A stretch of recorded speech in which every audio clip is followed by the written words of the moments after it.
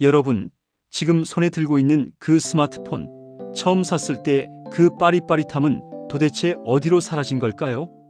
분명 2년 전만 해도 세상에서 제일 좋은 폰이라며 애지중지 모셨는데 약정 기간이 끝나갈 때쯤이면 어김없이 거북이처럼 느려지고 배터리는 점심시간만 지나도 빨간불이 들어오며 밥 달라고 아우성을 칩니다.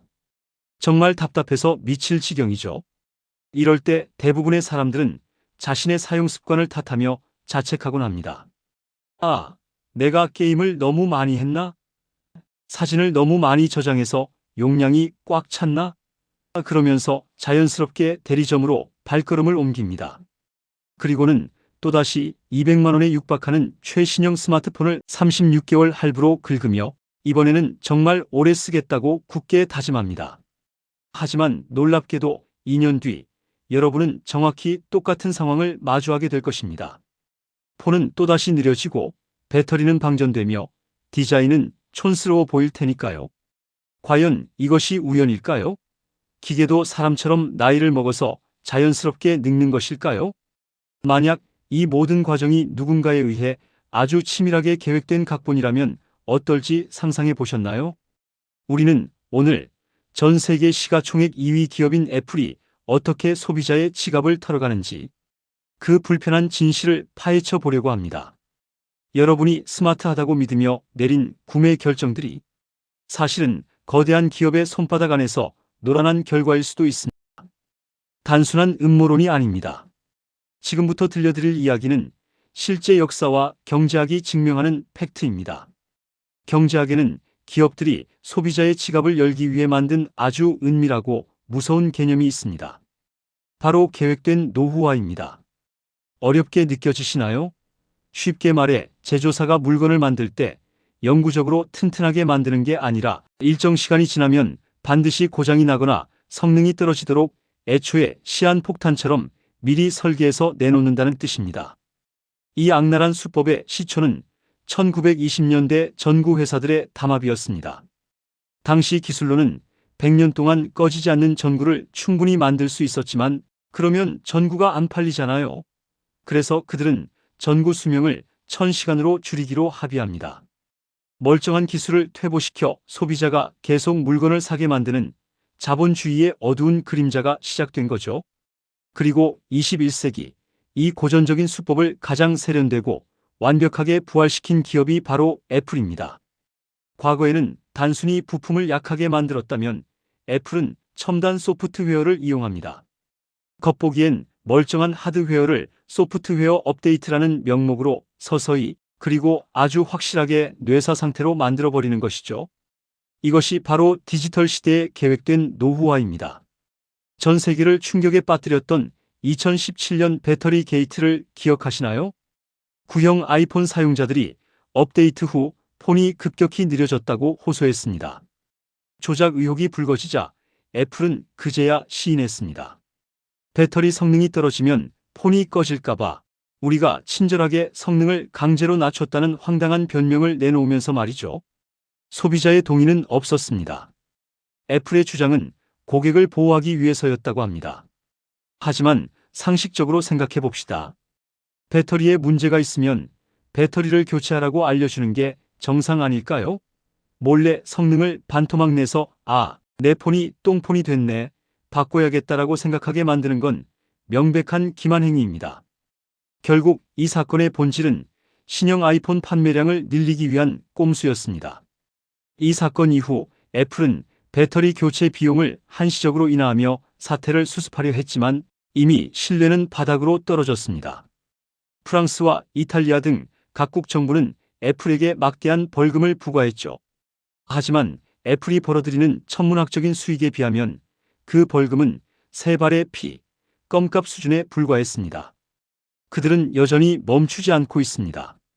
애플이 소비자를 괴롭히는 방법은 또 있습니다. 바로 수리의 지옥입니다. 아이폰 배터리 하나 교체하려고 시도해 보신 적 있나요? 애플은 사용자가 직접 폰을 여는 것을 끔찍하게 싫어합니다. 자가 수리를 시도하는 순간 여러분은 애플이 파놓은 함정에 빠지게 됩니다. 폰 내부는 마치 미로처럼 복잡하고 부품들은 꽁꽁 숨겨져 있습니다. 일반적인 십자 드라이버로는 어림도 없습니다. 애플은 오직 자기들만 열 수 있는 별 모양, 오각형 모양의 특수 나사를 사용합니다. 심지어 내부 배터리는 강력한 접착제로 떡칠을 해놔서 떼어내려다가는 배터리가 휘거나 폭발할 위험까지 있습니다. 감히 내가 내 속을 보려고 해? 라고 말하듯이 철저하게 접근을 차단해 놓은 것입니다. 결국 두 손 두 발 다 들고 공식 수리센터를 찾아갑니다. 하지만 돌아오는 대답은 절망적입니다. 고객님, 이건 부분 수리가 안 되고 리퍼를 받으셔야 하는데 비용이 80만 원입니다. 폰값이 100만 원인데 수리비가 80만 원이라니요? 이 가격 정책이 의미하는 바는 명확합니다. 그 돈으로 고치느니 그냥 돈 좀 더 보태서 새 거 사세요. 사설 수리점은 어떨까요? 애플은 부품에 시리얼 넘버를 심어놔서 정품이 아닌 부품으로 교체하면 알 수 없는 부품이라는 경고 메시지를 띄우거나 페이스 아이디 같은 핵심 기능을 먹통으로 만들어버립니다. 내 돈 주고 산 내 물건인데 내 마음대로 고칠 권리조차 없는 겁니다. 우리는 주인이 아니라 애플에게 기계를 잠시 빌려 쓰는 소장농인 셈이죠. 이렇게 하드웨어적으로 수리를 막고 소프트웨어적으로 성능을 저하시키는 전략? 이것이 바로 애플이 구축한 철옹성입니다. 고장이 나도 고치기 힘들고 고친다 해도 찜찜하게 만드는 이 시스템 덕분에 애플은 전 세계에서 재구매율이 가장 높은 브랜드가 되었습니다. 소비자가 충성스러워서가 아니라 도망갈 구멍을 다 막아놨기 때문일지도 모릅니다. 하지만 물리적인 고장보다 더 무서운 건 여러분의 마음을 공격하는 심리적 노후화입니다. 매년 9월 열리는 애플의 신제품 발표회를 떠올려 보세요. 팀 쿡은 항상 이렇게 외칩니다. 이것은 우리가 지금까지 만든 것 중 최고의 아이폰입니다. 그리고 미세하게 바뀐 디자인과 새로운 색상을 화려한 영상미로 포장해 보여줍니다. 사실 여러분의 지금 폰으로도 유튜브 보고 카톡하고 사진 찍는데 아무런 지장이 없습니다. 하지만 저 화려한 광고를 보는 순간 내 손에 들린 2년 전 아이폰이 갑자기 오징어처럼 보이기 시작합니다. 아, 내 건 카메라 렌즈가 2개밖에 없네. 내 건 다이내믹 아일랜드가 없네. 멀쩡하던 폰이 순식간에 구닥다리 고물로 전락하는 순간입니다. 애플은 마케팅을 통해 끊임없이 우리에게 속삭입니다. 최신형을 쓰지 않는 건 쿨하지 않아. 트렌드에 뒤처지는 사람이야.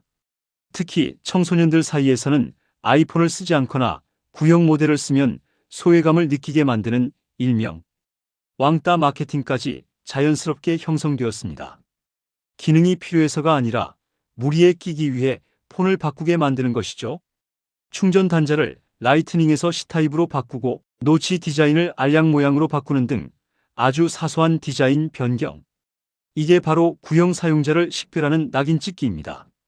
겉모습만 봐도 쟤는 옛날 폰 쓰네라고 알 수 있게 만들어 사용자가 부끄러움을 느끼고 지갑을 열게 만드는 고도의 심리 전술인 겁니다. 정말 소름 돋지 않으신가요?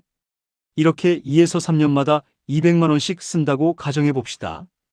20대부터 60대까지 평생 스마트폰을 바꾼다면 폰 값으로만 중형차 한 대 값을 허공에 날리는 셈입니다. 우리가 이 돈을 아껴서 투자를 했다면 어땠을까요? 애플 주식을 샀다면 오히려 부자가 됐을지도 모릅니다. 우리는 애플의 주주가 되는 대신 애플의 영원한 물주가 되기를 자처하고 있습니다. 물론 아이폰은 훌륭한 기계입니다. 예쁘고 사진 잘 나오고 생태계 연동성도 최고죠. 저도 아이폰을 씁니다. 하지만 우리가 인정해야 할 건 이 편리함 속에 기업의 교묘한 덫이 숨겨져 있다는 사실입니다. 그들은 여러분이 폰을 5년, 10년 쓰는 걸 원하지 않습니다. 적당히 쓰다가 질리고 고장나고 배터리가 광탈해서 제발 새 걸 사주길 간절히 원합니다. 이 영상을 보셨다고 해서 당장 갤럭시로 갈아타거나 이지폰을 쓰자는 게 아닙니다. 다만 다음번에 폰이 느려지거나 새 폰이 사고 싶어질 때 한 번만 멈춰서 생각해 보자는 겁니다. 이게 진짜 내 폰이 수명을 다한 걸까? 아니면 수명이 다한 것처럼 보이게 만드는 애플의 마법에 걸린 걸까? 하고 말이죠. 배터리만 갈아도 2년은 더 거뜬히 쓸 수 있습니다. 조금 느려져도 초기화 한 번이면 빨라질 수 있습니다. 기업이 정해놓은 3년 교체 주기의 룰을 깨버리는 것. 그것이 바로 소비자가 보여줄 수 있는 가장 현명하고 통쾌한 복수 아닐까요? 호구가 되지 않는 첫걸음은 내가 호구 잡히고 있다는 사실을 깨닫는 것부터 시작됩니다. 여러분의 스마트폰은 지금 안녕하신가요? 혹시 바꿀 때가 되었다고 스스로를 설득하고 계시지는 않나요? 오늘 제 이야기가 여러분의 지갑을 지키는데 조금이라도 도움이 되었으면 좋겠습니다. 기업의 의도대로 끌려다니지 않고 주체적으로 소비하는 똑똑한 소비자가 되시길 응원합니다. 오늘 영상이 유익하셨다면 구독과 좋아요 부탁드립니다.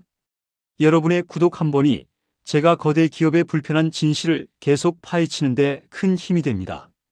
다음 시간에도 여러분이 몰랐던 경제 속 숨겨진 비밀 이야기를 들고 찾아오겠습니다. 긴 영상 시청해 주셔서 감사합니다.